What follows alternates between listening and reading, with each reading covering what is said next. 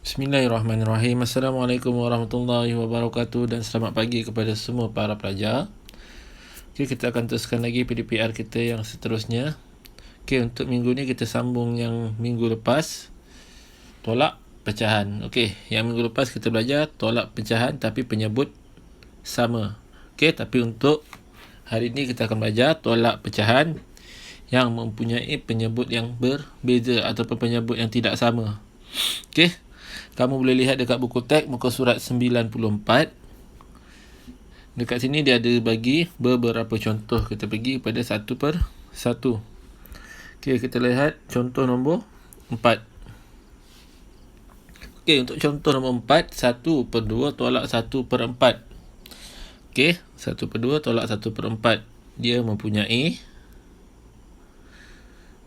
penyebut yang berbeza. Okey, sama juga macam tambah yang kamu belajar sebelum ni. Okey, apa yang perlu kamu buat? Kamu kena samakan penyebut terlebih dahulu. Okey, yang bawah ni. Penyebut ni kamu kena samakan terlebih dahulu. Okey, untuk samakan yang kecil kamu kena samakan yang besar. Okey, nombor 2 ni kamu nak kena samakan dengan 4. Cara dia, kamu kena darab.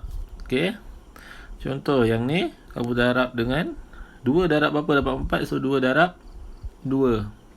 Okey, bila bawah darab 2, bermakna yang atas pun kena darab dengan 2. Okey. Okey, selepas kamu darab yang bawah ni, yang ni.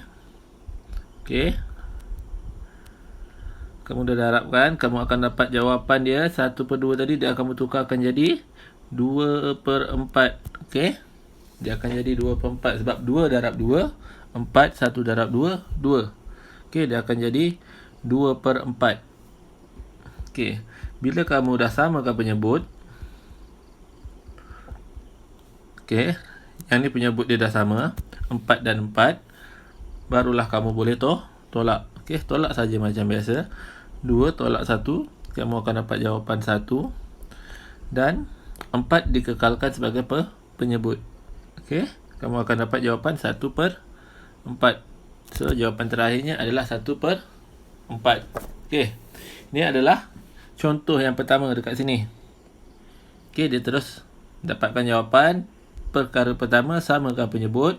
Nak samakan penyebut, kamu perlu darabkan nombor yang kecil untuk penyebut bagi sama penyebut yang besar. Okey, macam contohnya dekat sini tadi. Okey, 2 darab berapa untuk dapat 4. Okey, 2 darab 2, 4. Bila dah darabkan dengan 2 yang bawah, bermakna pengangka yang sebelah atas pun kena darab nombor yang sama, iaitu nombor 2. Okey, selepas kamu dah samakan penyebut, kamu tolak macam biasa. Pengangka dia, penyebut tetap sama. Okey, lepas tu kamu akan dapat jawapan 1 per 4. Okey, ini contoh yang pertama. Okey, contoh yang kedua nombor 5. Okey, nombor 5 pun sama macam nombor 5 pun sama macam nombor 4 jalan kerja dia. Okey, kita lihat dekat nombor 6 punya contoh. Okey, nombor 6 punya contoh berbeza daripada contoh nombor 4 tadi.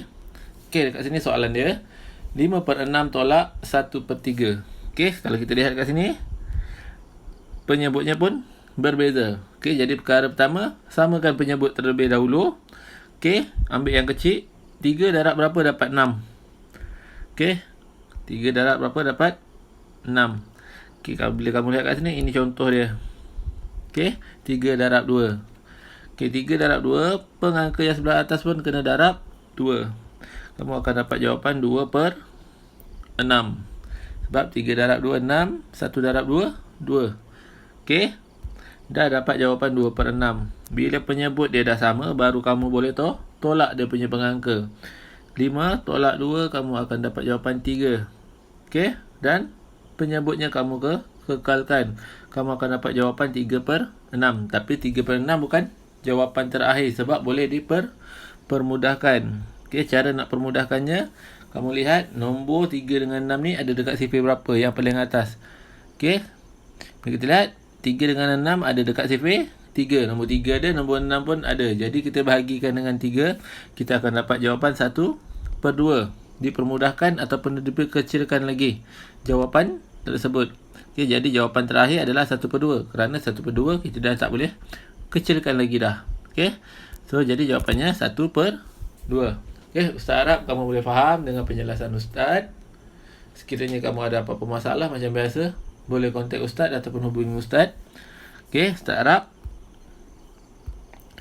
kamu faham dengan jelas. Macam Ustaz terangkan tadi, perkara yang pertama, samakan penyebut. Selepas kamu samakan penyebut, barulah kamu, selepas kamu samakan penyebut, pastikan penyebut dengan pengangka kamu kena darab nombor yang sama. Contohnya macam ni. Kalau bawah ni darab 2, atas dia pun kena darab 2.